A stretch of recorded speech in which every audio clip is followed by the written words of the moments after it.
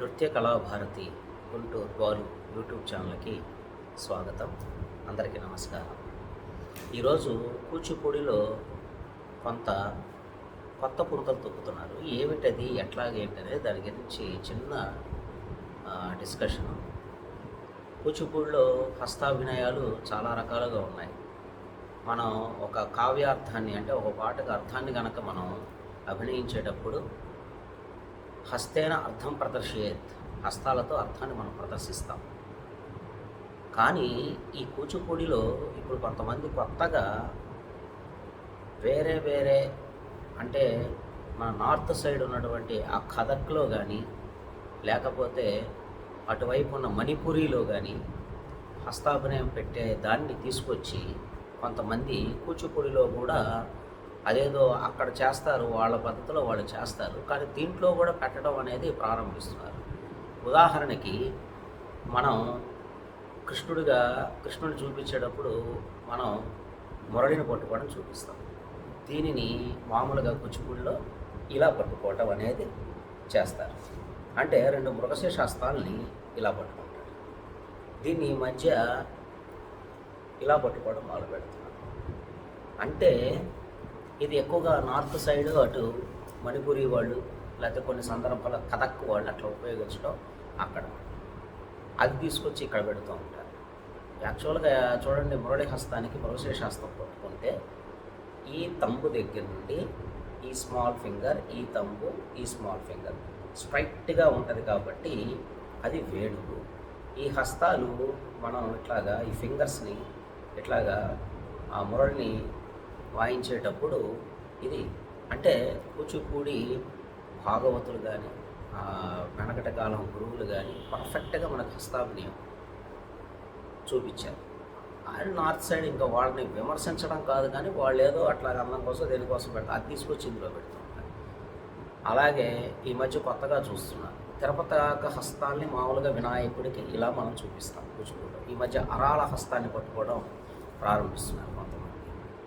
మామూలుగా మీరు నాట్యశాస్త్రంలో కనుక చూస్తే విషాద్య అమృత పానేషు ప్రచండ పవనాభిచ అని చెప్పేసి అరాళ హస్తాన్ని విషాన్ని కానీ అమృతాన్ని కానీ తాగేటప్పుడు ఉపయోగిస్తారు ఇట్లాగా, లేకపోతే ప్రచండ వాయువులకు ఉపయోగిస్తారని చెప్పడం జరిగింది. మరి కొంతమంది ఎందుకో ఇట్లా ఉపయోగించడం మొదలుపెట్టారు. అది వాళ్ళు తీసుకొచ్చి కూచిపూడిలో ఇక్కడ మనకి పెద్దలు చెప్పారు చక్కగా హస్తాభినయాన్ని మనం ఎలాగ కూచిపూడిలాగా ప్రదర్శిద్దాం. ఈ మధ్య కొంతమంది భరతనాట్యం కూచిపూడి రెండు కలిపి నాట్యాన్ని చెప్పడం ప్రారంభించారు. తప్పు లేదు. భరతనాట్యం అనేది అదొక శాస్త్రీయమైనటువంటి నాట్యం, కూచిపూడి అదొక శాస్త్రీయమైనటువంటి నాట్యం. దానికి వేరియేషన్స్ ఉన్నాయి. భరతనాట్యం నృత్య ప్రాధాన్యమైనటువంటి, కూచిపూడి వచ్చేసి లాస్య ప్రాధాన్యమైనటువంటి. భరతనాట్యంలో మనం కటింగ్ కొట్టినట్టు 1 2 3 అలా కటింగ్ కొట్టినట్టు భరతనాట్యంలో ఇప్పుడు కూచిపూడిలో మొదలుపెట్టారు కొంతమంది. తాకెట్ట కూడా తా ఇట్లా చేయడం మొదలుపెట్టారు. ఇది కరెక్ట్ కాదు. ఎందుకంటే కూచిపూడి లాస్య సాంప్రదాయం అనేటువంటి, కూచిపూడి ఎలా అభినయిస్తామో అలాగే అభినయించాలి. భరతనాట్యానికి ఆ స్టిఫ్నెస్, ఆ పర్ఫెక్ట్నెస్. అలాగని కూచిపూడి చేతులు వదిలేయమని కాదు, ఎంతవరకు మనం పెద్దలు చేస్తారో అంతవరకు చేయాలి. దీనికి ఇప్పుడు ఉన్నటువంటి కొంతమంది ఏమి సమాధానం చెప్తున్నారంటే, వెనకటి కాలంలో కూచిపూడి ఇక్కడేగా చేసేది, ఇది మరి సత్యం గారు వచ్చినప్పుడు ఇక్కడ పెట్టి ఇప్పుడు చేయిస్తున్నారు, అప్పుడు ఈ విమర్శలు చేయలేదు అంటారు.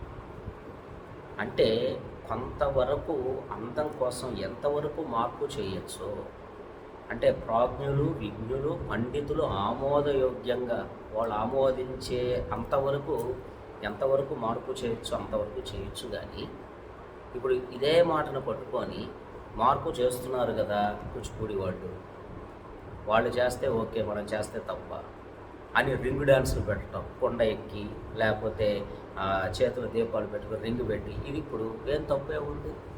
సత్యం గారు ఇలా ఉన్నదాన్ని ఇలా మారిస్తే యాక్సెప్ట్ చేశారు, మెయిన్ చేయాలి. సత్యం గారితో మనకి పోటీ ఏమిటండి? మహానుభావులతో మనకి పోటీ.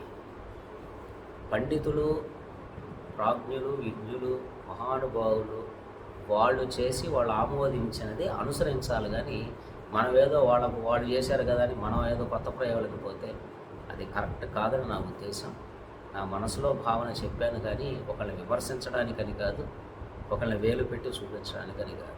నచ్చితే మనందరం ఒక వేలో వెళదాం. కూచిపూడిని పెనుమార్పులు అని చెప్పి ఈ మధ్య సినిమా పాటలకి కూడా ఆ వెస్టర్న్ బీట్స్లో ఉన్నటువంటి సినిమా పాటలుగా వెస్టర్న్ బీట్స్తో కీర్తనలు చేయడమే తప్పు. అలాంటి కీర్తనలకి విచిత్రమైన క్లాసికల్ డ్రెస్సులు వేసేసి ఇష్టం వచ్చినట్టు భంగిమలు పెట్టేసి ఏదో భంగిమ బాగుంటే దాని అర్థానికి సంబంధం లేకుండా ఇష్టం వచ్చినట్టు చేయటం ప్రారంభిస్తున్నారు. కొంతమంది చూసి ఈ విధానాన్ని ఇదే కూచిపూడేమో ఇలాగే చేయాలేమో అని చెప్పి శాస్త్రీయబద్ధంగా వెళ్ళే వాళ్ళని అదేంటి సార్ వాళ్ళు అటు చేస్తున్నారు మీరు ఇట్లా చేయరని అడుగుతున్నారు. కాబట్టి మనం మన పందాలో వెళదాం, చక్కగా కూచిపూడిని అభ్యసిద్దాం. అది గమనించండి. Thank you so much.